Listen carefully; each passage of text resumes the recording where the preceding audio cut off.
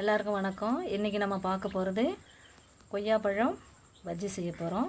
அதுக்கு தேவையான ஒரு கொய்யாப்பழம் எடுத்து வச்சுருக்கேன், பஜ்ஜி மாவு எடுத்து வச்சுருக்கேன். இப்போ இதை பிசைஞ்சிட்டு இதை கட் பண்ணி நம்ம செய்ய போகிறோம். இப்போ நம்ம அந்த கொய்யாப்பழம் பஜ்ஜி செய்கிறதுக்கு ரெடியாக நம்ம இந்த கொய்யாப்பழத்தை கட் பண்ணி வச்சுருக்கோம். அழகாக ஸ்லைஸாக மாவையும் பிசைஞ்சிட்டோம். இப்போ நம்ம அடுப்பை ஆன் பண்ணி செய்ய வேண்டியது தான்.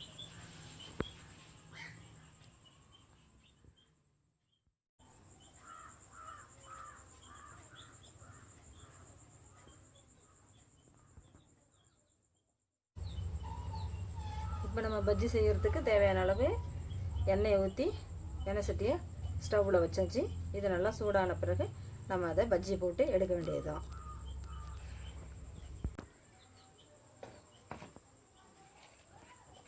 இப்போ எண்ணெய் நல்லா சூடாகிடுச்சு. எண்ணெய் நல்லா காஞ்ச பிறகு நம்ம கொய்யாப்பழம் பஜ்ஜியை போட வேண்டியது தான்.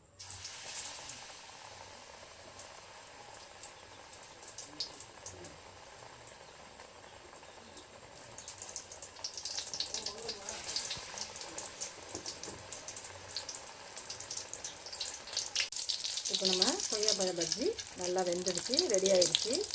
பதமாக நல்ல ஒரு ப்ரௌன் கலரில் வந்துடுச்சு.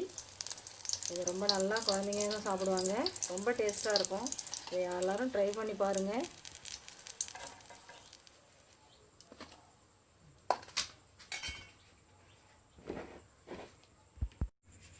இப்போ நம்ம கொய்யாப்பழம் பஜ்ஜி ரெடி ஆகிடுச்சு. இது செய்யறதுக்கு ரொம்ப நேரமும் ஆகாது, ரொம்ப பொருளும் ஆகாது. நம்ம எல்லாருமே சாப்பிட்லாம், குழந்தைங்க மட்டும் இல்லை, எல்லாருமே சாப்பிட்லாம் வீட்டில் செஞ்சு. நீங்கள் இதை முயற்சி பண்ணி பாருங்கள். செஞ்சு சாப்பிட்டாக்கா அதுக்கப்புறம் தெரியும் இந்த டேஸ்ட்டு.